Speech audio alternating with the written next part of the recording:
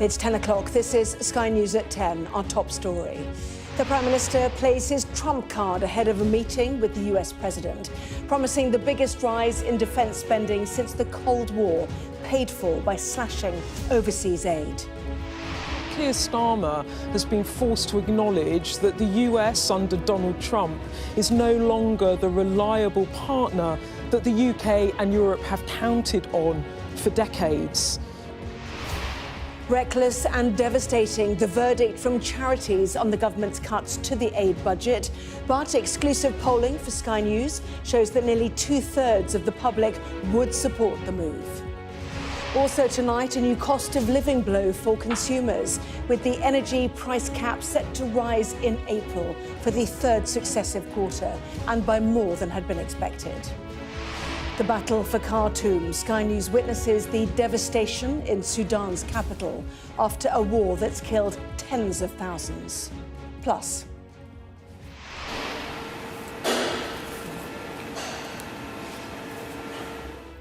the sound of silence from some of music's top stars in protest against the threat of AI to artists. And we'll take a first look at tomorrow's front pages in our press preview. That is from 10:30 right through to midnight.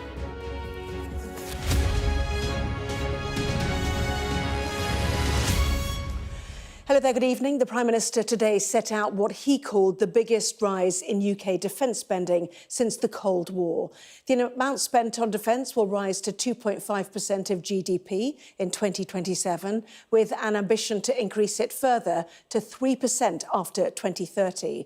And in a tight economic environment, it will be cuts to overseas aid that will foot the majority of the bill, a message that seems carefully designed to win the approval of President Trump, whom Sir Keir Starmer will meet in Washington on Thursday. Another person heading to Washington the following day, we learnt tonight, is the Ukrainian President Volodymyr Zelensky, with a deal on the country's mineral wealth seemingly imminent. We'll have more on that shortly, but first, here's our political editor, Beth Rigby. Our nation on a war footing, facing the reality of a changing world. And in these tense times for Europe and the UK, the Prime Minister now taking a decisive step. Prime Minister. Come into the Commons to announce the biggest sustained hike in UK defence spending in decades. We must change our national security posture, because a generational challenge requires a generational response. As the US calls on Europe, Keir Starmer stepping up. This government will begin the biggest sustained increase in defence spending since the end of the Cold War. Yeah. We will deliver our commitment to spend 2.5% of GDP on defence, but we will bring it forward so that we reach that level in 2027. The government says this amounts to an extra £13.4 billion a year, but this just the start. Subject to economic and fiscal conditions and aligned with our strategic and operational needs, we will also set a clear ambition for defence spending to rise to 3% of GDP in the next Parliament. Yeah. That comes at a cost, the Prime Minister cutting the overseas aid budget to pay for defence. It can only be funded through hard choices. I want to be clear to the House. That is not an announcement I am happy to make. But his opposite number liked what she heard. I welcome his announcement on repurposing money from the overseas development budget. That is absolutely right. And I look forward to him taking up my other suggestion of looking at what we can do on welfare. And while the Commons was united as ever over support for Ukraine, MPs divided over the Prime Minister's decision to take aim at aid. Whilst we support increasing defence spending, we cannot support the populist playbook of cutting foreign aid. Surely this too is a massive strategic and moral mistake. Yeah. After the Commons, the Prime Minister to a press conference in Downing Street. For months you've refused to give a time frame of when you'd hit spending 2.5% of GDP on defence, and now you've accelerated that. Isn't the simple reality that a Trump White House has now bounced you into that acceleration and that decision. And you say this is a generational moment. You reference the Cold War. You sound like a Prime Minister on a war footing. Should viewers be alarmed at how significant this moment is? But this is a significant moment. I think in our heart of hearts, we've all known that this decision has been coming for 3 years, since the beginning of the conflict in Ukraine. The last few weeks have accelerated my thinking on when we needed to make this announcement.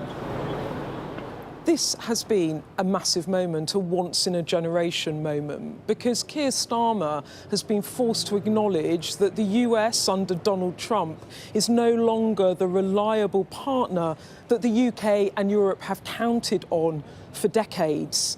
So what we are seeing is something more than just talk about defence spending, as crucial as it is. This is much bigger. It's about a changing world order that our Prime Minister simply cannot ignore. Number 10's made its move. Now we wait to see whether the huge commitment from the PM here will find favour in Washington on Thursday when it comes to talking Donald Trump into a more favourable peace deal for Ukraine. Beth Rigby, Sky News, Westminster. Well, the central question now is whether the Prime Minister's move will be enough to meet what he today called a generational challenge. Here's our security and defence editor, Deborah Haynes. The UK was once genuinely prepared to fight. Its plans were set out in what was called the Government War Book. They included instructions for everything, from calling up the reserves to rescuing national treasures. Now a piece of Cold War history, it's a sobering reminder of what this country may need to consider as it rearms. We've enjoyed 3 decades of relative peace. Since the end of the Cold War, we've had it easy, but state-on-state warfare is back.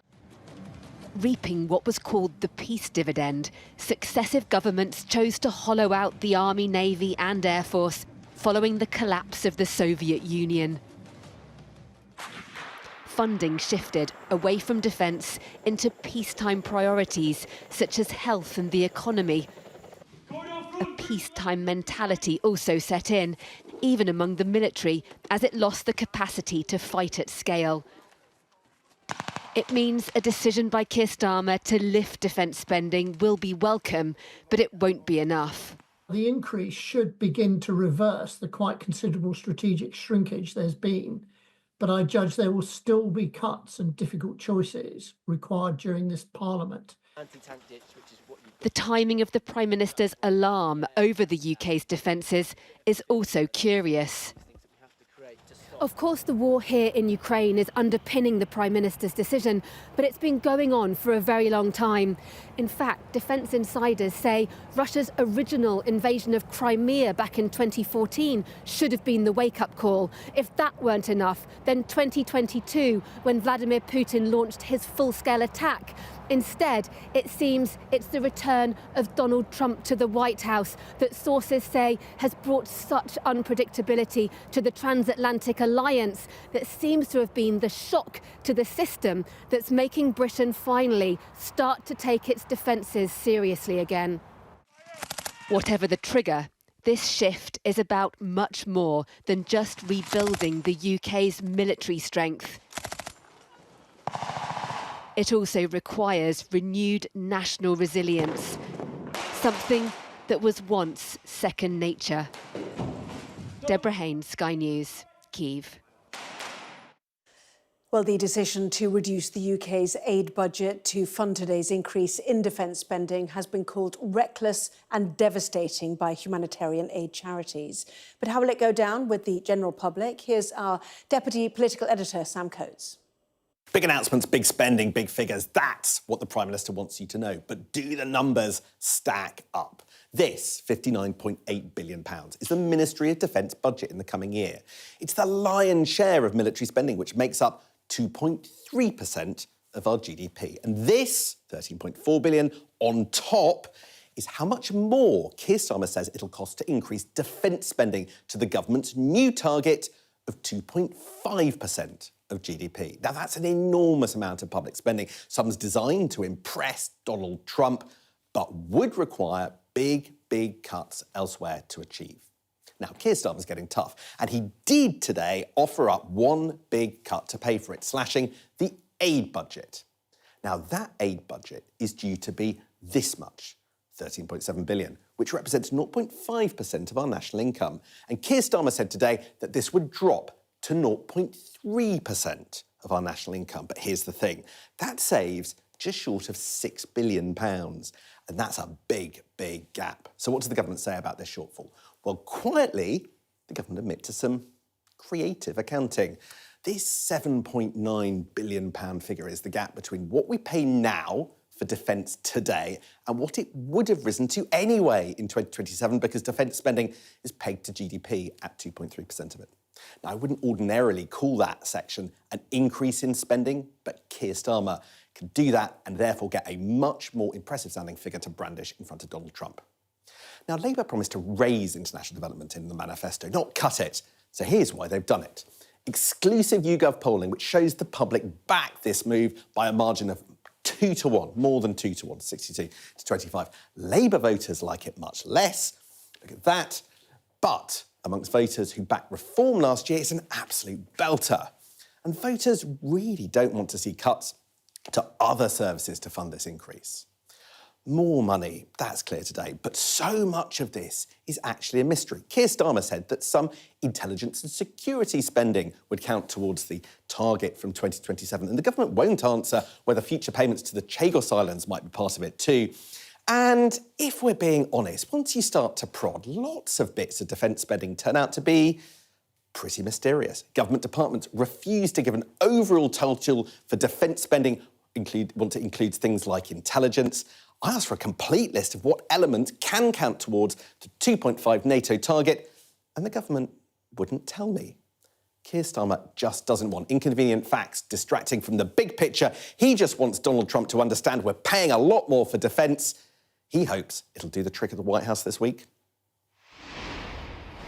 Sam Coates there. Well, let's bring in our security and defence editor, Deborah Haynes. She's in the Ukrainian capital, Kyiv. And the Prime Minister, Deborah, no doubt, hoping today's announcement will go down well with Mr Trump when he visits Washington on Thursday. But another significant visitor to the White House on Friday, it seems, the Ukrainian president, and an important deal potentially imminent. Yes, so a government source here in Ukraine says that Volodymyr Zelensky is planning to travel to the White House to meet Donald Trump on Friday. That surely means, hopefully, for Ukraine and for the US, that this elusive deal on minerals that Donald Trump has been trying to force Ukraine to sign, maybe there has been some breakthrough. A Ukrainian government source telling us this evening that an agreement has been made on terms. There's been no word yet from the US, but the sign that Volodymyr Zelensky is going to be going to the White House is clearly a positive. The Ukrainian president has said that he would very much like to have his first face-to-face encounter with Donald Trump as president once again before President Trump meets Vladimir Putin. That was a bit of a shock when he picked up the phone to the Russian leader before picking up the phone to Mr Zelensky, and this deal on minerals, on accessing, so the US investing money in Ukraine to reap profits from the vast mineral wealth in this country is seen by the Ukrainians as a way to lock in the Americans so they have skin in the game here in Ukraine to defend this country from the Russians. Of course, that's going to be weighing heavily on Keir Starmer's mind as well when he heads there on Thursday, just before the Ukrainian leader. And yes, with this new announcement on UK defence spending, but important to note, the US president has said he wants his NATO allies to ramp up defence spending to 5%. So 2.5% might look a bit feeble. And in fact, Boris Johnson, who I spoke to here in Kyiv last night, he said that he thinks the White House will be expecting a bigger number. Deborah, live for us in Kyiv. Thank you. Well, we have heard from Mr Trump, in fact, in the past few minutes. Yeah, I hear that. I hear that he's coming on Friday. Certainly, it's okay with me if he'd like to. And he would like to sign it together with me. And I understand that's a big deal, very big deal. And I think the American people, even if you look at polling, they're very happy because, you know, Biden was throwing money around like it's cotton candy.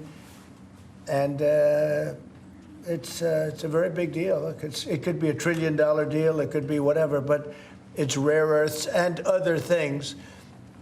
And look, we're spending hundreds of billions of dollars on Ukraine and Russia fighting a war that should have never, ever happened. That's a war that would have never happened if I were president. And it didn't happen for 4 years. People say, how do we know that?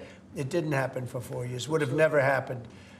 And nevertheless, this guy went into this situation and he spent money like nobody's ever seen, $350 billion. The other thing that we don't like is that Europe has spent $100 billion. We've spent $350 billion.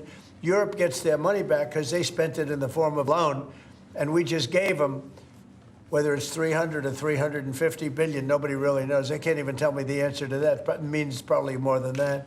So what we're doing is now we're saying, look, we want to be secured. We want to get that money back. We're helping a country through a very, very big problem, a problem like very few people have had. Shouldn't have had this problem because it shouldn't have happened, but it did happen, so we have to straighten it out. But the American taxpayer now is going to get their money back plus. Mr. President, well, let's bring in our US correspondent Mark Stone. So a slew of visitors this week beating a path to the self-proclaimed deal-maker, and the terms of this agreement with Ukraine will no doubt be fascinating to see, Mark. It really will. I mean, remember, this is the deal that Trump sent his Treasury Secretary, Scott Bessent, to Kyiv to get Zelensky to sign a couple of weeks ago. We were all intrigued at the time. Why was it that the first US cabinet minister, effectively, the first person in Trump's government to go to Kyiv wasn't the defense secretary, wasn't the Secretary of State, it was the Treasury Secretary with a contract that he slapped on Zelensky's desk and said, sign this, sign over 50% of your minerals to us as back payment for what we have been doing for you for the past 3 years. It felt to many that that was an extortion. I think it felt like that to Zelensky too. And so behind the scenes, clearly, over the course of the past 10 days, 2 weeks or so, behind the diplomatic fallout with one person calling the other a dictator, the other calling the other living in a misinformation bubble, behind all that, deals were being done. And Friday maybe is the moment where Zelensky has managed to reframe this mineral deal to something that is more palatable for him. Our understanding is that it's going to be the beginning of a more formal contract between America and the United States.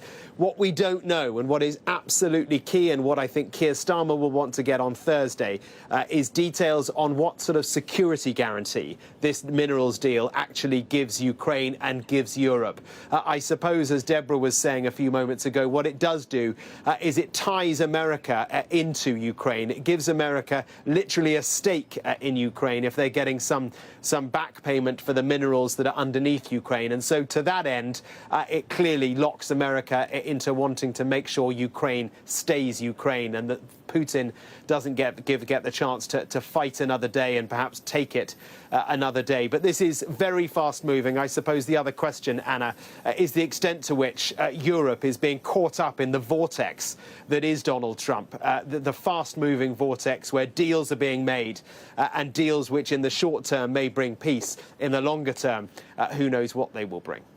Yes, we'll certainly watch both those visits later on this week. Mark, for the moment, thank you very much indeed. Well, energy bills, so affected, of course, by Russia's invasion originally, will rise again this spring by around £111 a year for the average household. They're expected to fall again in the summer, but campaigners have called the latest increase devastating for households, while the Conservative leader Kemi Badenoch said that Labour had failed in its pledge to lower bills. Here's our business and economics correspondent, Gurpreet Nawan.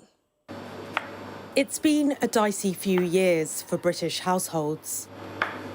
The cost of living crisis ate into household budgets, and it doesn't feel like it's over yet, not with energy bills on the up again.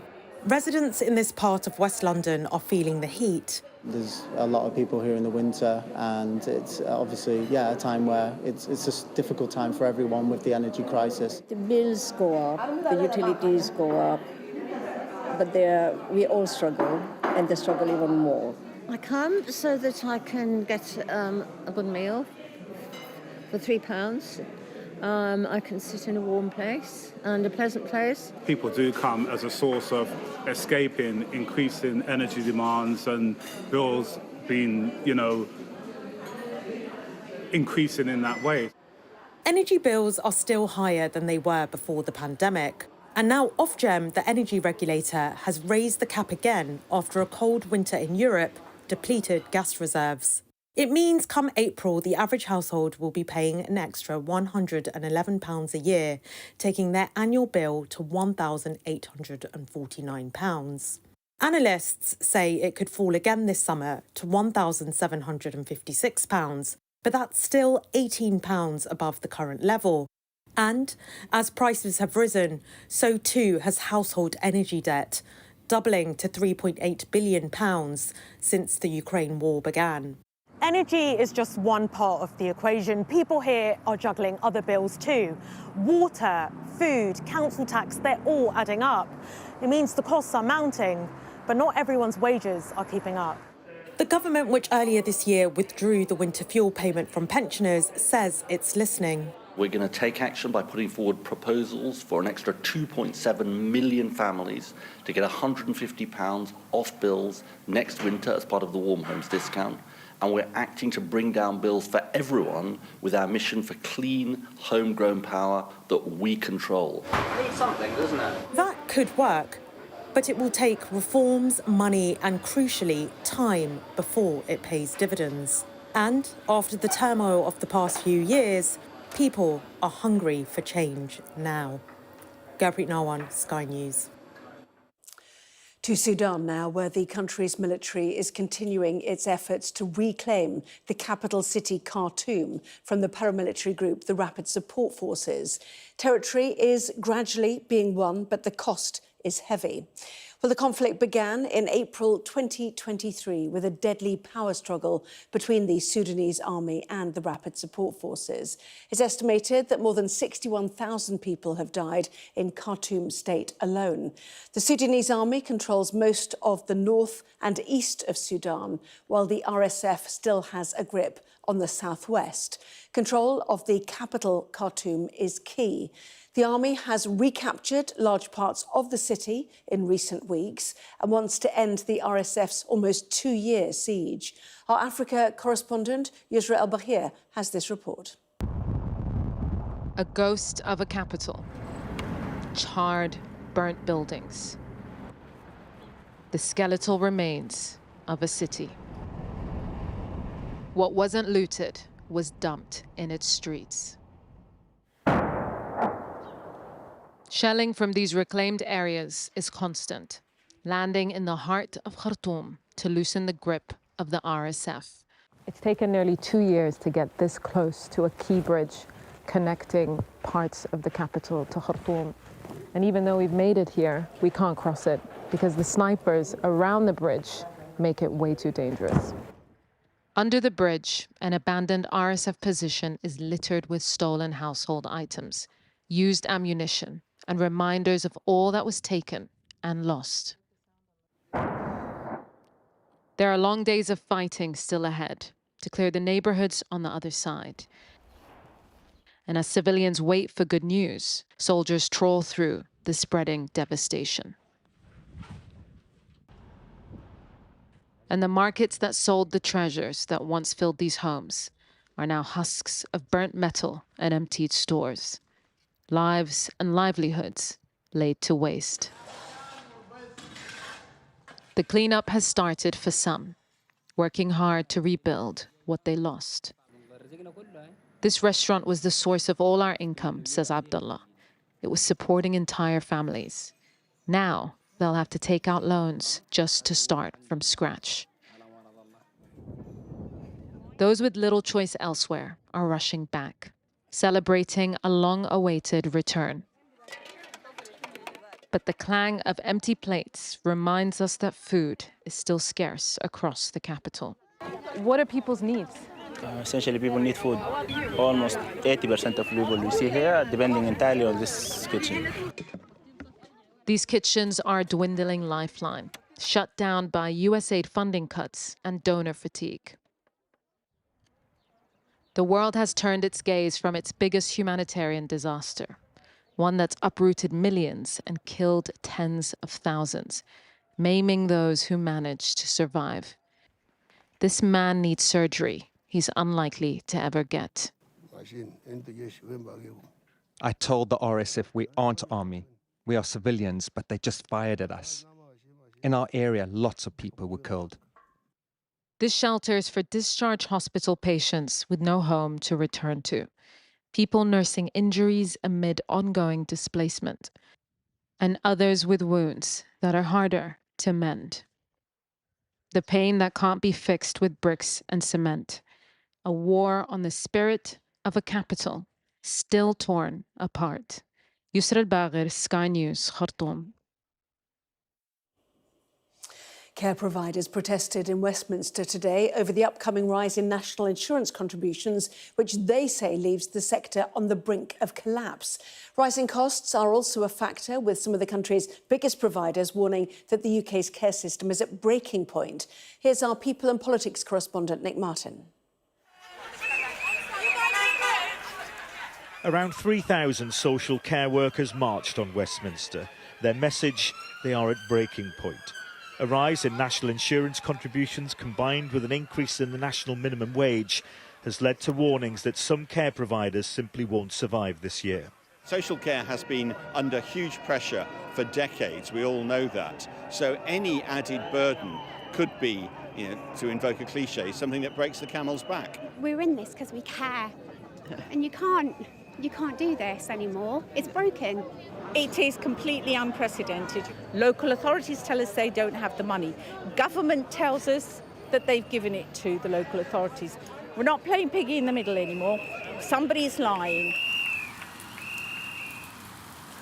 We've been married 59 years in March. Hello. This is the kind of care campaigners say is at risk. Sheila was diagnosed with Alzheimer's in 2018. You had enough? Yeah. And if carers don't come in to help her, husband Paul says she'd have to go into a home. I think they're amazing. I was going to say the prospect of being split up. Take me through how that would feel. It would be very difficult after such a long time together. You can't imagine yourself being on your own and visiting a nursing home every day, or maybe not every day, because every day she wouldn't know me.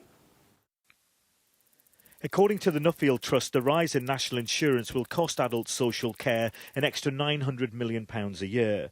Add in the rise to the national minimum wage and those additional costs rise to an estimated £2.8 billion. So this is our domain, this is Applewood Support. Jane Jones runs the company that provides care to Sheila and Paul. She's been in the industry for decades. When you first heard the Chancellor say she was increasing national insurance contributions for employers, what was your first reaction? I felt sick, physically sick. It worked out to be about £6,000 a month extra that I would need to find. We've got rid of 2 personnel in the office because we just can't afford it. It's soul destroying. You know, the whole reasoning behind the Chancellor's budget was to encourage economic growth. It's her #1 thing. But from what you're saying, it appears that it's had the opposite effect. It's the complete opposite effect. It's an attack on our growth because we can't grow. We can't employ any more staff because we can't afford the NI. We cannot increase our costs like the supermarket can. We are limited to what the government councils can pay us. So if they can't pay us the right amount of money, we're just going to go close our doors. I'm sure that's going to happen come April. The social care sector has been in crisis mode probably for the last 30 years, and successive governments have failed to push through the kinds of reforms that could solve this crisis.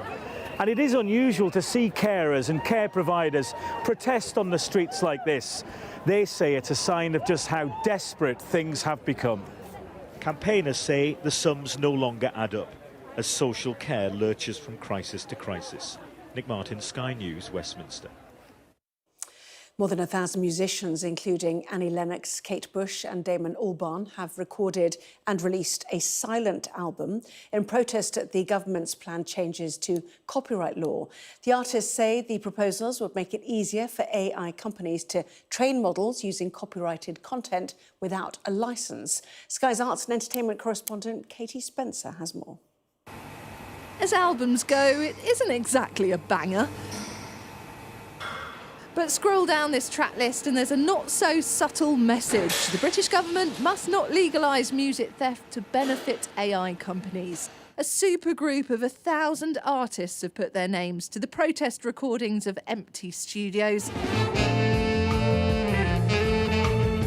As did award-winning composer Yolanda Brown. Well, this silent album is thousands of artists coming together to take a stand, a united voice to say, make sure that you're fair in the development of AI. Make sure that the artists are being paid their fair dues, their copyright, their rights. From music to art to the written word, the government has said it wants to lead the AI revolution.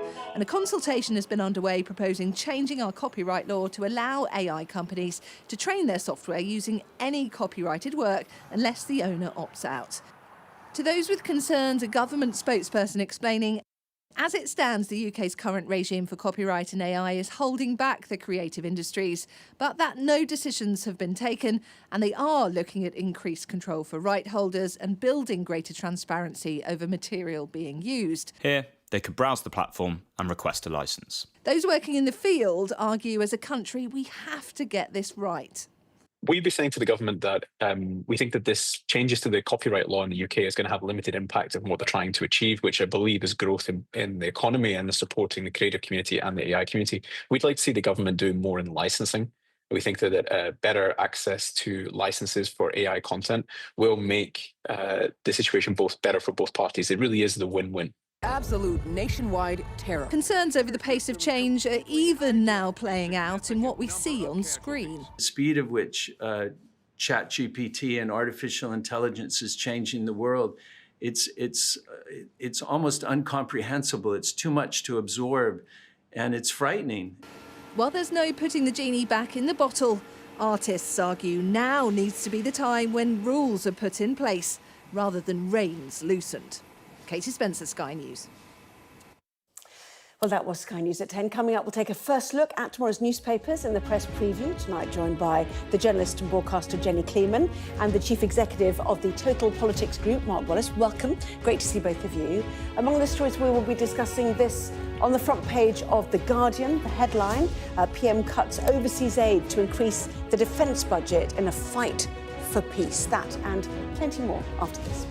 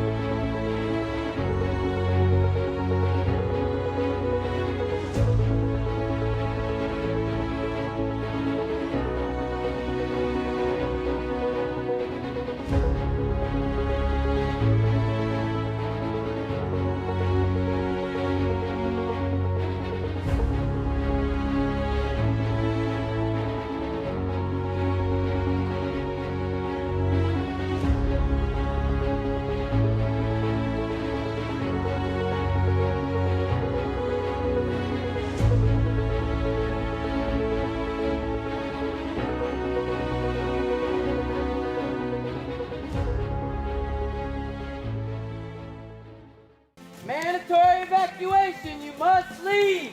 For many people, Harvey is far from over. People here believe the water will be this deep for weeks. I'm Greg Milam, and I'm Sky's chief North of England correspondent. Are you trying to run me over, Sir Philip? No, go away. Look like it, sir. Will you respond to those who made accusations, Sir Philip? Can you go away? Sky News, the full story first.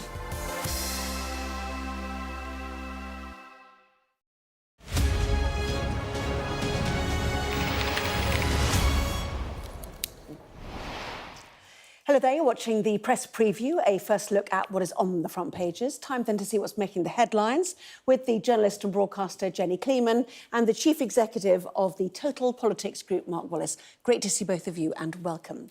So as ever, let's check out the front pages, shall we? Starting with the Financial Times. It leads on Ukraine agreeing a minerals deal with the United States. There is also the lead for The Times, which reports that President Zelensky will travel to Washington this week to seal that defence accord. The Guardian reports that Sir Keir Starmer will cut overseas aid to increase defence budgets in a fight for peace. The story also makes the front page of The Eye with missile shields, ships and drones on the Prime Minister's shopping list, while the Daily Mail describes the cuts as Britain entering an era of hard power, while the Telegraph reports that the Chancellor has called on European allies to follow Britain and increase defence spending. The Metro says 50,000 babies are caught up in domestic violence every year. The Express reports on the farmers' protests against Rachel Reeves's tax changes by hearing from their children. And The Star says that a former PM criticised for his questionable claims has branded another high-profile politician a liar.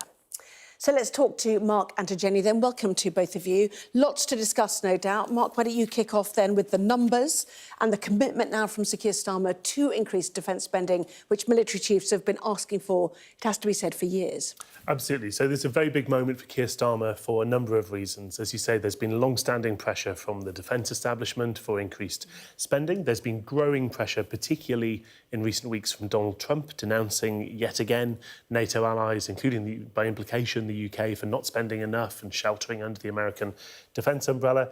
And thirdly, Keir Starmer is off to Washington. So this is, some cynically have suggested, has been rushed forward perhaps a bit before that trip for him to go and meet President Trump, in which he's announced that the British aid budget is going to be cut back in order to bring forward the growth in defence spending to 2.5% of GDP in 2027. That's above the 2% NATO obligation, and then up to 3% in the next Parliament, if you follow the political tradition of promising things after elections that you haven't yet fought. Yes, indeed. So big news from him. He's trying to get out ahead of this story. He knows there's pressure from abroad and from the right, and that there's quite strong public feeling on this topic. And then the interesting question now will be, do the numbers add up? Yes, indeed. We'll come on to that in just a moment, but let's talk about the timing, shall we? Sir Keir Starmer asked today, is Donald Trump setting your policy on this? No, this was entirely my decision. Has the world got any more dangerous in the last week or 2 weeks compared to 3 years ago when Russia invaded Ukraine? And what is the answer to that? That the US is pulling back in supporting and looking after Western Europe? No, I mean, I think this is another example of how far and how fast Donald Trump has been able to move the dial, meaning that decisions... I mean, if you were being charitable to Sir Keir Starmer, you would say that he was going to do this anyway, and this has simply accelerated what he was doing. But, you know, he is travelling to Washington tomorrow. It is convenient for him to have done two things that Donald Trump will feel good about. One, increasing defence spending, although it's not enough. It's not to the level that Donald Trump would like. And the other is cutting the foreign aid budget, which is a very Doge government of Office of Government Efficiency kind of tactic. So these are the sorts of things that are going to appeal to Donald Trump. And whether or not Donald Trump is actually impressed by people who toe the line to what he wants, or more impressed by people who stick to their guns, I think actually remains to be seen. But you know, we were talking about this before, how it will be, all eyes will be on Sir Keir Starmer in Washington and how much he is prepared to show that he is standing up to Donald Trump, because it's a very fine line. Sir Keir Starmer is going to want to look like he has a bit of backbone. Macron did quite well, I think, yesterday.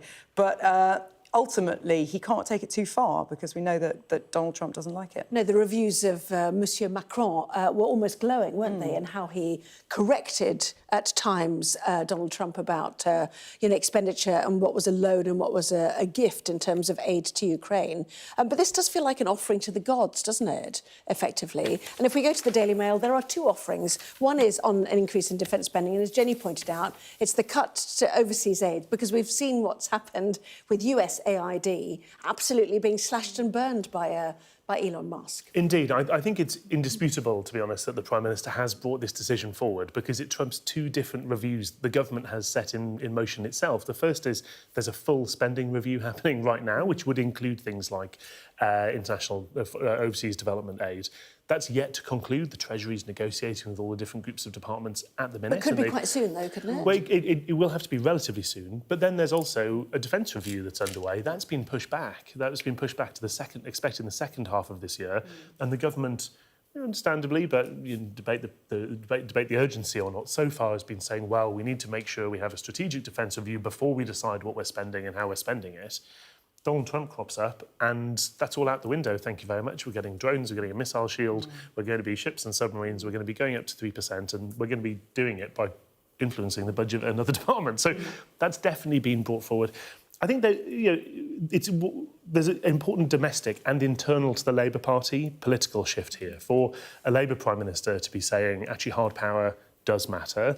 Not saying that international development aid doesn't matter, but actually saying in a time of having to choose, having to prioritise, he's choosing this rather than that. Yeah, we saw Mr Macron there. Obviously, we have Sir Keir Starmer going on Thursday and Volodymyr Zelensky on Friday. We'll come on to that minerals deal, which is in the FT in just a moment. But this idea of soft power has fallen by the wayside. Yes. Now, many people say this is really the wrong argument.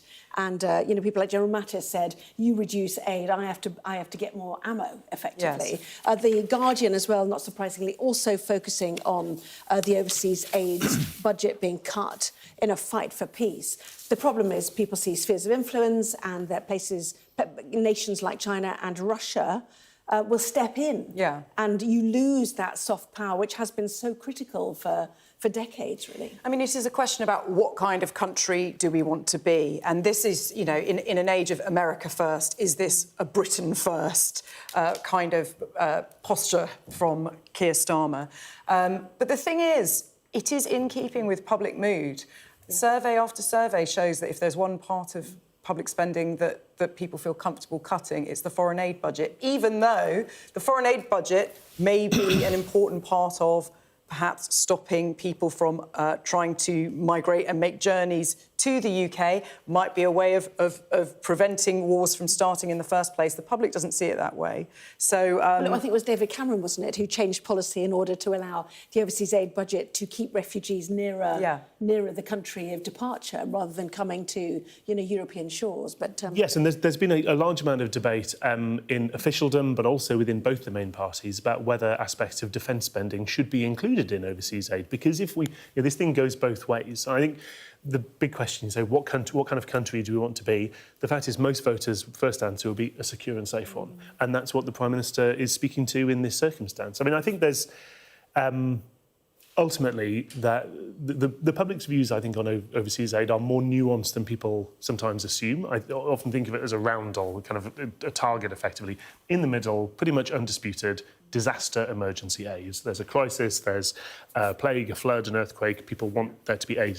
The same for, say, Ukraine in this war. At the far outside of that, I think there's, at the opposite end of the scale, a lot of concern about, should we say, more woolly ideas of overseas development aid. And tying that into a strategic interest, a strategic policy, is really important. Yes, so let's go to the Telegraph as well. This is Rachel Reeves calling on Europe to step up. Some European nations already spend more than us, but the point is now, is there a leadership role for the UK in the absence, effectively, of America under Trump in managing how we defend Europe? I'm sure the UK government would hope so, would hope that we can play that role, but whether or not Europe want to take us seriously as in a leadership role remains to be seen, and perhaps the only way to secure that would be if we were putting our money where our mouth is a little bit more. I mean, just to come back on what you were saying, I think, of course, most people would want us to be a secure country, but it is a question of how do you get the security? Is it by being armed and having the drones? And, you know, we have this, black hole in our equipment. We have a recruitment crisis. Is it through addressing that, or is it through trying to stop wars from happening in the first place? But I do think it's easy when people feel that the finances are squeezed to say, actually, let's just trim where we're giving money overseas. To the FT now, we talked about this economic deal as it's being billed between the US, as Trump tries to get his money back, as he describes it, and Zelensky, who we understand is heading to Washington now on Friday. So what's the FT learnt about what might be in this agreement? So the interesting story here, I think, is distinct shifts, it seems, from both parties. We saw that draft agreement that was put forward seemingly by Donald Trump's corporate lawyers in the way it was drafted, according to some reports, that suggested 100% of all UK, there's a Freudian slip, give him time. If we had rare earth minerals, it would be good. We'll see what Sir Keir Starmer comes back with on Thursday. But of all Ukrainian minerals and resource extraction, 100% of it going to the United States, controlled by the United States for them to just get their money back, and with no security guarantee. For obvious reasons, that was unacceptable to Ukraine. What's been agreed here is described as a framework agreement, which means there's a lot of detail still to fill in if it gets to a final deal. But they seem to be agreeing to establish a fund, which they'll have some shared ownership, split to be unspecified, of which future extraction, so not the extraction of things oil and gas that's currently being taken out of the ground by Ukrainian industry, 50% of those revenues will go into this fund, and the fund will then be spent on projects to rebuild Ukraine. Now, you can think with no security guarantee. So you can think about this in a couple of ways. I suspect part of what's happening from Ukraine is they're saying, well, if we can start to get agreement on something, at least we're talking. Maybe we'll be in Washington, then we'll be able to talk about other things. The US may be thinking, well, if this money's going to be spent in Ukraine, we can jolly well make sure it's being spent on reconstruction by US companies. Very interesting. And security guarantees was the one part that Macron kept referring back to, which is the bit that obviously the Ukrainians want to see from America. Watch more of that, of course. Also still to come on the next part of our programme, how frequent flyers face paying more under the government climate plans. Discussing that on the front page of the Telegraph when we come back.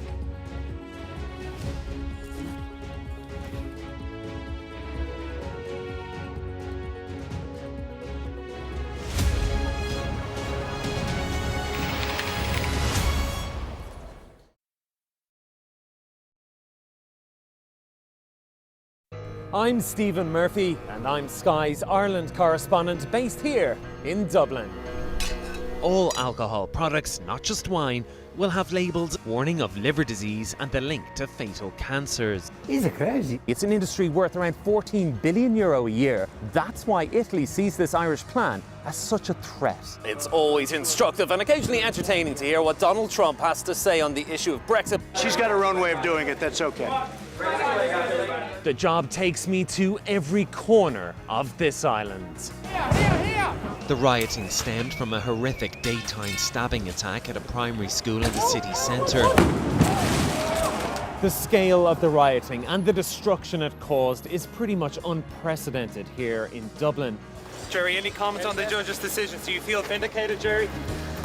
This is the end, the somewhat chaotic end, of a 52-day trial. Micheál Martin could be set to head back to government with the Taoiseach Simon Harris. Are you confident that you can now return as Taoiseach? I'm cautiously optimistic and excited. A mystery press conference hastily called. Leo Varadkar strode out and didn't disappoint. I am resigning as President and Leader of Fine Gael effective today. The people here sometimes feel they're somewhat neglected by the Irish government, to the extent that this place is sometimes known as the Forgotten County. The waters of Ireland and Britain should be home to great white sharks, but none have ever been found. If there are great white sharks in this area, there's no reason they wouldn't come here to feed. It's basically a buffet on a beach. This could be not only a record-breaking storm, but potentially the most dangerous storm ever to hit Ireland. Sky News, get the full story first. There's always more to the news than a headline. We want to discover, to delve a little deeper, to find out what's really going on. Explanation, analysis, the people at the heart of every story. I'm Neil Patterson, and this is the Sky News Daily Podcast. So, by the end, we'll hopefully all understand what's going on in the world just that little better. Available wherever you get your podcasts. We've got your Sunday mornings covered. From the front page and the sounds of the streets to the voices of the people who make the major calls and big picture politics beyond Westminster. We'll put you at the heart of our story. I'm ready. Are you? Join me, Trevor Phillips, Sunday mornings on Sky News. Weeknights on Sky News. This is your chance. Tell people. Welcome to the Politics Hub. Our police force has apologised. If you want to find out about Grimsby, you come to the docks. I'm live in Jerusalem. Are you not concerned that that could lead to all-out war? Hello there, good evening. There are fears of an upsurge in violence. What's at stake here? You are watching the press preview, a first look at the front pages as they arrive. Well, welcome back. You are watching the press preview with me once again, the journalist and broadcaster Jenny Kleeman and the chief executive of the Total Politics Group, Mark Wallace. Welcome back to both of you. Shall we go to the front page of The Guardian now, Jenny? And this is the BBC. We fell short over what feels like another misconduct case. Yes. So tell us more about reaction Well, to this is about the Radio 1 DJ Tim Westwood, who denies all these allegations, but there was a very large number of women who came forward. There were 120 people who were heard from in this BBC inquiry, a large number of women who came forward to say that he had behaved inappropriately and assaulted some of them.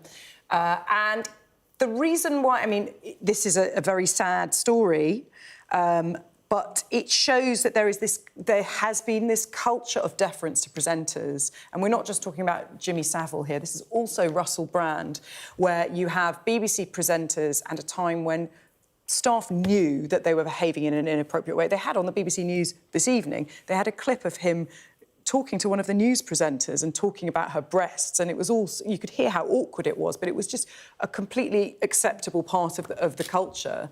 And so this is kind of incrementally building up that there was just a very large number of cases with a wide variety of different presenters where they were just allowed to behave in an appalling way. And I hope this era is over. But many of the cases that were revealed in this report, they said they could have gone to the police with, but, you know, producers felt that they shouldn't because he was too big of a star. Yes, and Lisa Nandy, the Culture Secretary, met today with the BBC Director General, Tim Davie, saying the allegations against Tim Westwood are very serious. It is essential that staff and the wider public can have confidence in the BBC as our national broadcaster, forgive me.